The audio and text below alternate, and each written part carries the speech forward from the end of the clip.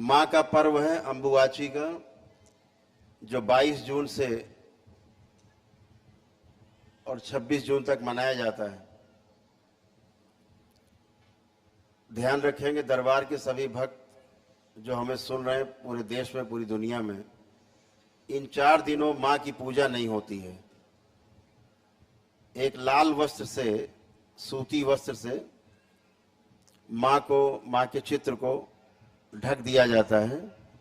बाकी सबका पूजन होता है, लेकिन माता कामाख्या का पूजन इन 4 दिनों में 22, 23, 24, 25 को नहीं होता है। 26 को पूजन शुरू होता है।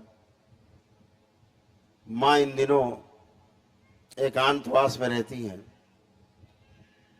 ये वर्ष में 4 दिन, और यह 4 दिन सृष्टि के लिए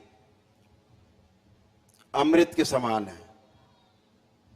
इन्हीं 4 दिनों में मां सृष्टि का अद्भुत सृजन करती है। पूरे समय विध्वंस और संहार, लेकिन इन 4 दिनों में जो अद्भुत सृजन होता है पूरे विश्व में, वो मां के द्वारा होती है। तो मां को इन 4 दिनों हम लोग कोई कष्ट नहीं देते हैं। हम सब आंतरिक भजन करते हैं, मनी मन में माँ के लिए प्रार्थना करते हैं उन 4 दिनों। तो माँ को एक सूती वस्त्र से, लाल वस्त्र से ढक के रखा जाता है, और 4 दिनों के बाद यह कपड़ा सुरक्षित अपने पास रख लिया जाता है। यह कपड़ा विशेष रूप से आपको बाद में काम आता है, एक विशेष अवसर पर। यह आपको बाद में बताया जाएगा, पहले बता चुके हैं। जो नए भक्त हैं उनको फिर से बता दिया जाएगा अवसर आने पर। यह कपड़ा सुरक्षित अपने पास, अपने बॉक्स में, अपनी तिजोरी में रख लिया जाता है। इस कपड़े का बहुत महत्व है, जो 4 दिन बाद माँ से हटाया जाता है। इस पर्दे का ध्यान रखेंगे। तमाम भक्त इस बार माँ कामाख्या के दरबार में हजारों भक्त पहुँच रहे हैं। तो माँ के जो दर्शन करना चाहते हैं वो करेंगे ही करेंगे। वहाँ माँ का दरबार पूरे 8 दिन लगा रहेगा। 21 तारीख से और 28 तक माँ का दरबार, माँ कामाख्या में करोली शंकर महादेव का दरबार लगा रहेगा। तो वहाँ सब लोग एक दूसरे से मिल पाएंगे। दूसरा, इस महीने की, आने वाली महीने की जो पूर्णिमा है, जिसमें दीक्षा का समारोह है, 3 जून को है। अपने कार्यक्रम उसी अनुसार बनाएंगे। उसमें तंत्र दीक्षा का और मंत्र दीक्षा का भी, जैसे पुराने समय में होता रहा है कार्यक्रम, वैसे ही होगा। पिछले पूर्णिमा का कार्यक्रम रद्द कर दिया गया था। दरबार के हमारे बहुत ही प्रिय साथी, हमारे सदस्य परिवार के, उनका शरीर छूट गया था, देहावसान हुआ था, पूर्ण हुए थे दरबार में। तो इसलिए पिछली पूर्णिमा को नहीं मनाया गया था दीक्षा कार्यक्रम, लेकिन इस बार मनाया जाएगा। तो अपने अपने रजिस्ट्रेशन करा लेंगे 3 जून को दोपहर 12 बजे के पहले पहले, ताकि जो निःशुल्क हवन होते हैं, एक साथ सामूहिक हवन, वो समय से हो सके, सबके रजिस्ट्रेशन हो जाए। ध्यान रखेंगे।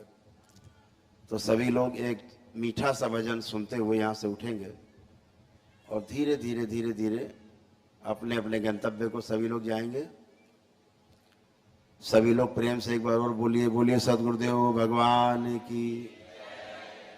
तो जो भी कार्यक्रम आगे के आपके बाकी हैं प्रक्रिया, वो पूरी करेंगे, संकल्प प्रार्थना करेंगे। आपको पता है, पुनः से सुन ले ध्यान से, आपको ये भी पता है कि जो भी आप जप तप अनुष्ठान करते हैं, तो कभी इस भ्रम में न रहिएगा कि आपके यज्ञ अनुष्ठान करने से आप अच्छे हो जाते हैं। जब तप अनुष्ठान से आपको एक सात्विक ऊर्जा मिलती है, आपके पास एकत्रित होती है, और आप जो स्वस्थ होते हैं, जो रोगी नकारात्मक स्मृतियां जब नष्ट होती हैं तो स्वस्थ होते हैं। कैसे नष्ट होती हैं? वो आपके प्रार्थना और संकल्प से नष्ट होती है। तो ध्यान रखें, प्रार्थना संकल्प में कमी ना रखें। जब प्रार्थना और संकल्प करेंगे तो वही आपके अनुष्ठान की ऊर्जा, हवन की ऊर्जा उस संकल्प और आपकी प्रार्थनाओं को पूरा कराते हैं। जैसे धन आपके पास होता है तो आपके मन में जो संकल्प होता है कि हमें सामान लेना है, वो आप लेते हैं, मिलता है। तो एक प्रकार से वो धन है आपका एकत्रित किया हुआ जो ऊर्जा आपके पास है। तो संकल्प और प्रार्थना से आपकी वो संकल्प पूरे होते हैं, प्रार्थना आपकी पूर्ण होती है, तो आप स्वस्थ होते हैं। तो इसमें कमी न रखें, दरबार से मांगने में कोई कमी न रखें, भर भर के मांगे, दिन भर मांगे, आप जितना मांग सकते हैं, क्योंकि दरबार से जुड़े हैं तो संकल्प प्रार्थना आपकी सब पूरी होती है। यह आप सभी इसके गवाह हैं, तमाम लोग यहाँ बैठे हैं। इतने लोग यहाँ बैठे हैं, हाथ उठा के बताएंगे जब आप प्रार्थना संकल्प करते हैं पूरे होते कि नहीं? हाथ उठाएं, सबके पूरे होते हैं। आप सब इसके अनुभव हैं, करते हैं। तो प्रार्थना संकल्प से अच्छे होते हैं, इसलिए प्रार्थना संकल्प जम के करना है। ठीक है? हरि हर भजन।